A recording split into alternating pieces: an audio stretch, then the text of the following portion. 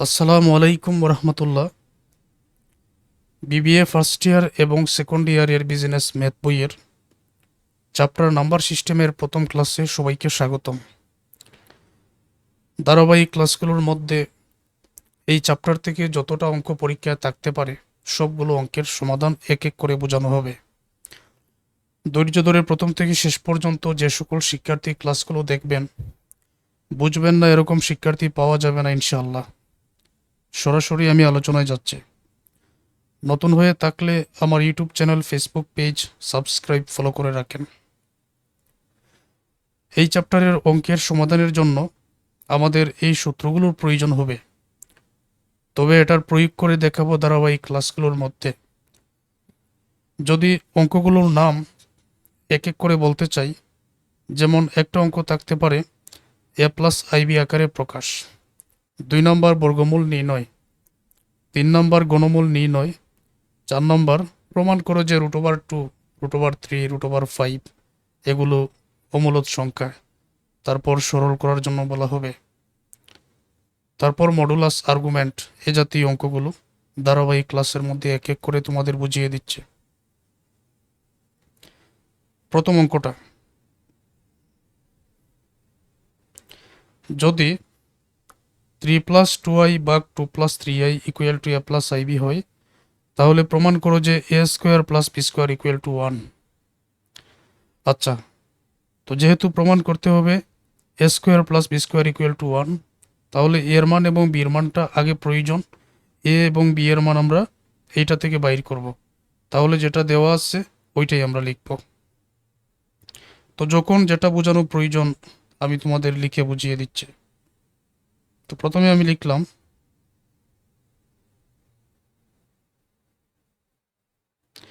দেওয়া আছে, যেরকম দেওয়া আছে ঠিক সেই রকমই লিখব। 3+2i ভাগ 2+3i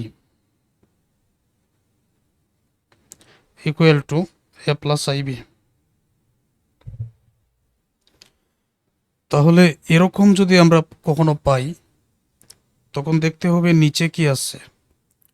নিচে আছে 2+3i, উপরে আছে 3+2i। নিচে যদি 2+3i থাকে, তখন 2 - 3i দ্বারা উপর এবং নিচকে গুণ করতে হবে, এটা হলো নিয়ম।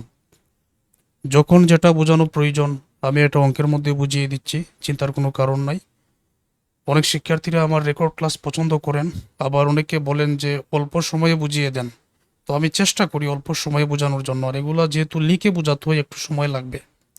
ধৈর্য ধরে ক্লাসগুলো দেখো। 3+2i ভাগ 2+3i equal to a plus i b. এই অবস্থায় যে কোনো অঙ্কের মধ্যে আমাদের দেখতে হবে নিচে কি আছে। নিচে আছে 2+3i, তাহলে যদি 2+3i থাকে তাহলে 2 - 3i দ্বারা গুণ করতে হবে। উদাহরণস্বরূপ নিচে আছে ধরো 5i প্লাস 2i, তখন 5i মাইনাস 2i দ্বারা আমাদের গুণ করতে হবে, এটাই নিয়ম। উপর এবং নিচকে, লব এবং হরকে। তো এই যে দেখো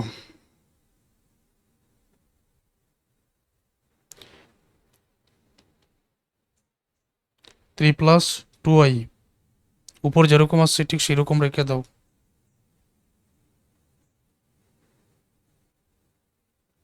2+3i, এখন নিচে যেহেতু 2+3i আছে, তাহলে 2 - 3i দ্বারা নিচকেও গুণ করো, উপরকেও গুণ করো, equal to a plus IB.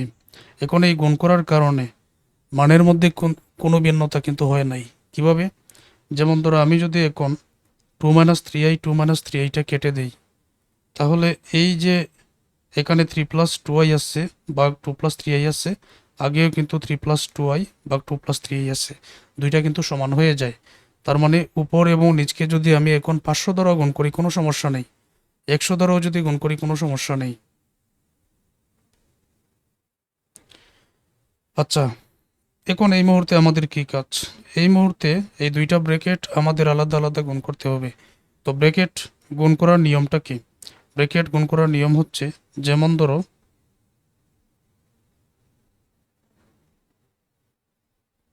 এরকম যদি থাকে, তাহলে প্রথম ব্র্যাকেটের প্রথমটা দ্বারা অর্থাৎ দ্বারা পরবর্তী ব্র্যাকেটের উভয়টাকে এখানে প্লাস দিয়ে দিলাম, পরবর্তী ব্র্যাকেটের উভয়টাকে এক এক করে গুণ, দ্বারা যদি প্রথম একে গুণ করো তাহলে স্কোয়ার, সবগুলা যেহেতু প্লাসের তাহলে প্লাস দিয়ে দিলাম, দ্বারা বিকে গুণ করলে বি, তারপর শেষ হয়ে গেলে প্রথম ব্র্যাকেটের পরেরটা দ্বারা বি দ্বারা একে গুণ করলে বি প্লাস বি দ্বারা বিকে গুণ করলে বি স্কোয়ার।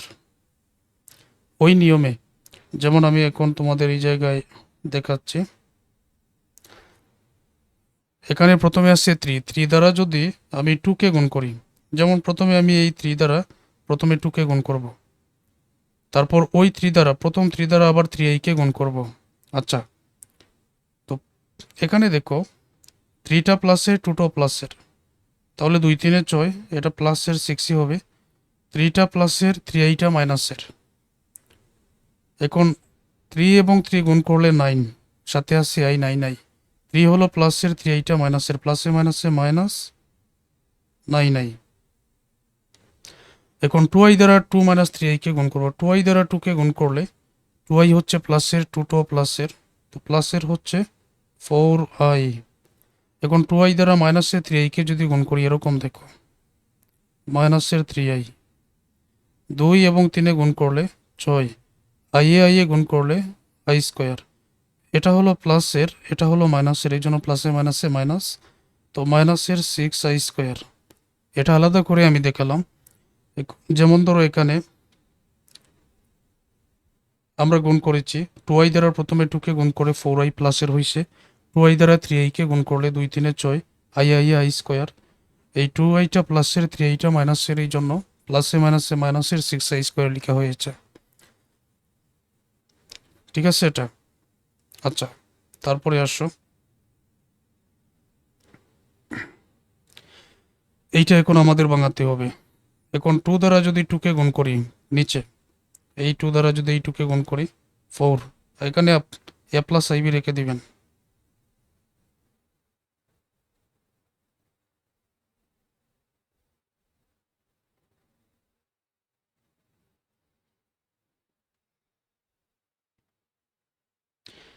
টু দ্বারা 2কে গুণ করলে 4, তারপরে 2 দ্বারা 3iকে গুণ করলে 2টা হলো প্লাসের, 3iটা মাইনাসের, প্লাসে মাইনাসে মাইনাস, 2 3 6, সাথে থাকবে i, মানে 2 দ্বারা 3iকে গুণ করা হয়েছে।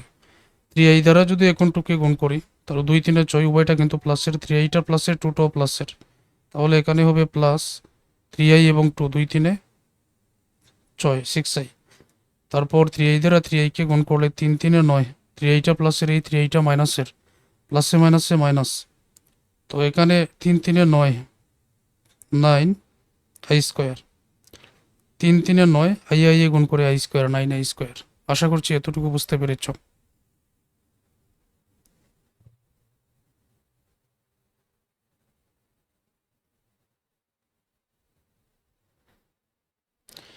আচ্ছা, তাহলে এখন জেনে নাও সবচেয়ে গুরুত্বপূর্ণ একটা মান, সেটা হচ্ছে যে কাল্পনিক সংখ্যা i স্কোয়ার ইকুয়াল টু -1, সবগুলো অঙ্কের মধ্যে এটা কাজে আসবে। কাল্পনিক সংখ্যা i স্কোয়ার ইকুয়াল টু -1, সবগুলো অঙ্কের মধ্যে এটা তোমাকে বসাতে হবে। তো এখানে আমি সকল সূত্র লিখে রেখেছি, এক একটা অঙ্কের মধ্যে আমি আলোচনা করে বোঝাবো ধারাবাহিক ক্লাসগুলোর মধ্যে। তো এখন এটার প্রয়োগ, যে কাল্পনিক সংখ্যা i স্কোয়ার ইকুয়াল টু -1, আমি তোমাদের সাথে সাথে দেখিয়ে দিব, প্রয়োগ করলে বুঝবেন, এই জন্য প্রথমে এটা নিয়ে আলোচনা করি নাই। তাহলে লক্ষ্য করো,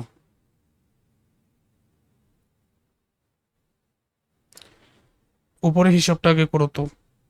এখানে আছে প্লাসের 6, তো এখানে তো আর কিছু করার নাই, প্লাসের 6 যেরকম আছে ঠিক সেই রকমই বসিয়ে দাও। মাইনাসের 9টা i, প্লাসের 4টা i, তাহলে মাইনাসের কয়টা i বেশি? মাইনাসের 5টা i বেশি। তারপরে আছে মাইনাস, তারপরে আছে 6, তারপরে আছে i স্কোয়ার, তো উপরে ওই যে কাল্পনিক সংখ্যা i স্কোয়ার ইকুয়াল টু -1, শুধুমাত্র i স্কোয়ারের জায়গায় তোমাকে -1টা বসাতে হবে। মাইনাসের এখানে মাইনাস, তারপর 6i স্কোয়ার, 6 বসানো হলো, আর i স্কোয়ারের জায়গায় -1টা বসানো হলো। তারপর এখানে প্লাসের আছে 4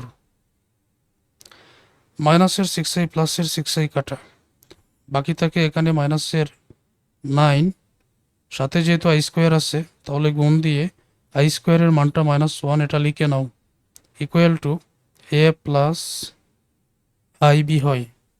এতটুকু বুঝতে পেরেছ?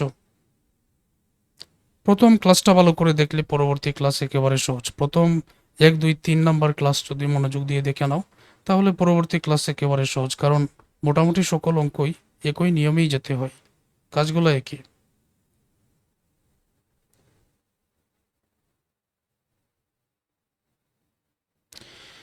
তাহলে হিসাব করো, এখানে আছে নিচে আছে 4, তারপর মাইনাসের 9 আর মাইনাসের 1, 9 কে 9, 9 মাইনাসের 1 ও মাইনাসের, তাহলে মাইনাসে মাইনাসে হয়ে যাবে প্লাস, আর 9 কে 9 প্লাসের 9।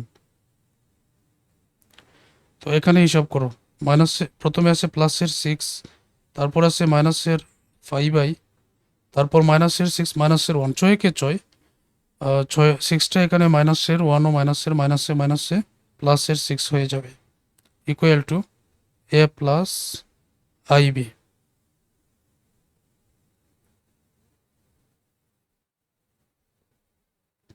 ফোর এবং 9 যোগ করলে নিচে 13, প্লাসের 6 এরকম হবে না, প্লাসের 6 এখানে প্লাসের হবে 12, পরে আছে মাইনাসের 5i, equal to A plus I b. প্লাসের 6 প্লাসের 12 মাইনাসের 5i বাই 13, 4 এবং 9 যোগ করলে 13। তো এতটুকু নিশ্চয়ই বুঝতে পেরেছ। এখন পরবর্তী কাজ,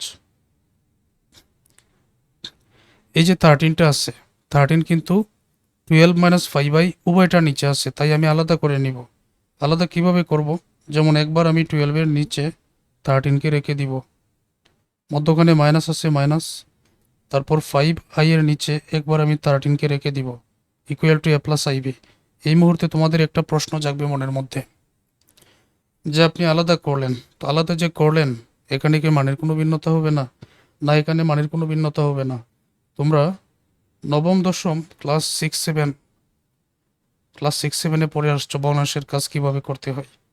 যেমন আমি যদি এখন এটার ভগ্নাংশ করি, তাহলে নিচে যেহেতু এখানে 13 এখানে 13, লসাগু 13 হবে, তো লসাগু যদি সমান হয় উপর যেরকম আছে 12 মাইনাস 5i ওই রকমই বসে, তখন এই লাইনটার মধ্যে আর এই লাইনটার মধ্যে কোনো তফাৎ নেই, এই লাইনটা ভাঙিয়েই তো আমরা এই লাইনটা পেয়েছি। ওকে, কোনো তফাৎ নেই, আমরা আলাদা করতে পারি। ওই অবস্থায় এসে তোমাকে বাস্তব আর অবাস্তব অংশ আলাদা করতে হবে।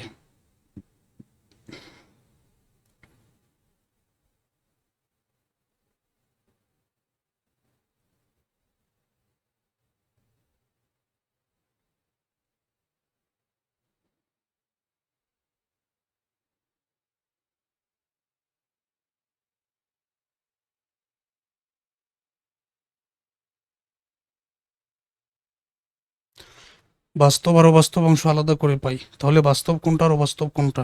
উত্তর হলো যেটার সাথে আই যুক্ত আছে এটা অবাস্তব, আর যেটার সাথে আই যুক্ত নয় সেটা বাস্তব। এখানে এর সাথে আই যুক্ত নয়, 12/13 এর সাথে আই যুক্ত নয়, সুতরাং এটা হলো বাস্তব। আইবি এর সাথে আই যুক্ত আছে, 5i/13 এর সাথেও কিন্তু আইটা যুক্ত আছে। তো এখন আমি এ ইকুয়াল টু 12/13 এটা হলো বাস্তব, এটা আলাদা করতেছি।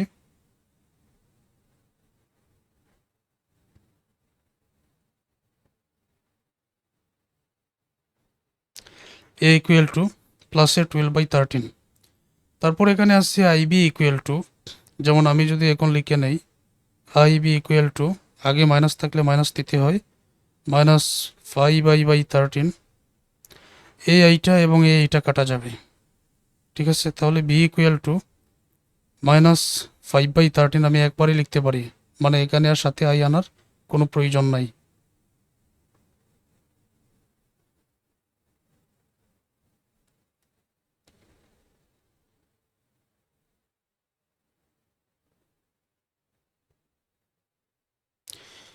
B equal to -5/13। তো নিশ্চয়ই তোমরা এতটুকু বুঝতে পেরেছো কিভাবে আলাদা করলাম। এটার সাথে আই যুক্ত নয়, এটার সাথেও যুক্ত নয়, এটা হলো এর মান। তাহলে আই বি এর সাথে আই যুক্ত আছে, এখানেও আই যুক্ত আছে, আই আই আমরা কেটে দিব, অতএব বি ইকুয়াল টু -5/13 উত্তর হয়ে যাবে। আচ্ছা, এর মান এবং বির মানটা আমরা পেয়ে গেলাম। এখন যে প্রশ্ন আমাদের করা হয়েছিল, প্রমাণ করো যে a square plus b square equal to 1, এর মান এবং বির মান এখন যদি বসিয়ে দেই আর উত্তরটা যদি 1 বাহির করি, তাহলেই তো আমাদের উত্তরটা হয়ে যায়। তো এ এবং বির মান a স্কোয়ার প্লাস বি স্কোয়ারের মানটা এখন আমরা বসাবো।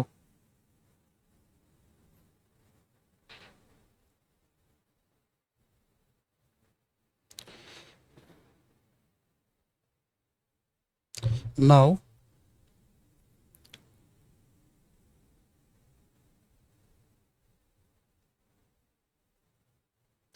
এ স্কোয়ার প্লাস বি স্কোয়ার এর মানটা হচ্ছে 12/13, তার উপরে স্কোয়ার, প্লাস বির মানটা হচ্ছে মাইনাস, এখানে বির মান হচ্ছে -5/13, তার উপরে স্কোয়ার, 12/13 তার উপরে স্কোয়ার। তো এটা স্কোয়ারটা কিন্তু উভয়টার উপরে, 12-এর উপরে, 13-এর উপরে, 12-এর উপরে স্কোয়ার। যদি আমরা স্কোয়ার করি মানে 12কে 12 দ্বারা গুণ করলে এখানে হবে 144, 13কে 13 দ্বারা গুণ করলে 169, প্লাস পাওয়ার যদি জোর থাকে তাহলে মাইনাস উঠে যায়। যেমন আমি দুইটা 5কে যদি এখন গুণ করি তাহলে 5 5-এ 25 হয় না, আর ওই মাইনাসে মাইনাসে কিন্তু প্লাস হয়ে যাবে। তাহলে 5 5-এ 25, এই জায়গায় 13 13 169। ওকে, এখন দেখো এখানে হর হলো 169, এখানেও 169, তাহলে লসাগু হবে কত? 169। তো লসাগু উভয়টার হর যদি সমান থাকে, তো লসাগু তো 169 সমান। তো হরের সমান লসাগু হলে উপর যেরকম আছে,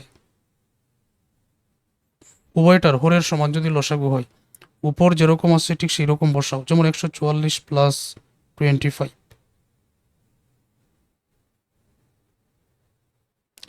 নিচে 169, 144 আর 25 যদি আমি যোগ করি 169, এটাকে এটা দ্বারা কাটলে 1 হবে। তাহলে 1 আমরা পেয়ে গেছি।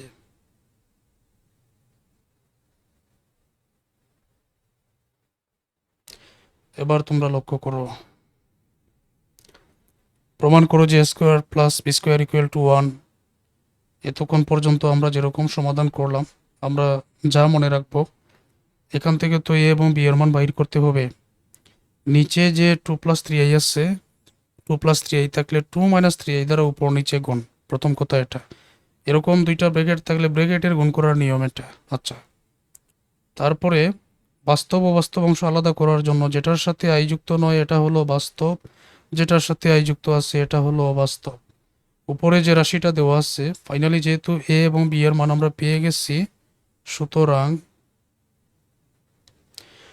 এখানে এ এবং বি এর মানটা আমরা আলাদা করে বসিয়ে এই যে এখানে ভগ্নাংশ করে অবশেষে উত্তর আমরা 1 পেয়ে গেছি। That's answer. তো আমি এক এক ক্লাসে তোমাদের সবগুলো অঙ্কের নিয়ম বুঝিয়ে দিব। আমি চেষ্টা করেছি যাতে যত দ্রুত সম্ভব তোমাদের সব কিছু বোঝানো যায়। তো অনেক শিক্ষার্থীরা বলেছেন যে ক্লাসগুলো যাতে একটু সংক্ষিপ্ত হয়, কারণ অনেকে চাকরি করেন, সহজে সময় বাহির করতে পারেন না। তো এই বিষয়টা মাথায় রেখে আমি সম্পূর্ণ বেসিক সহকারে তোমাদের জন্য ক্লাসগুলো সাজিয়েছি, একেবারে বেসিক থেকে প্রিমিয়াম। তো ধন্যবাদ সবাইকে ক্লাসটা দেখার জন্য।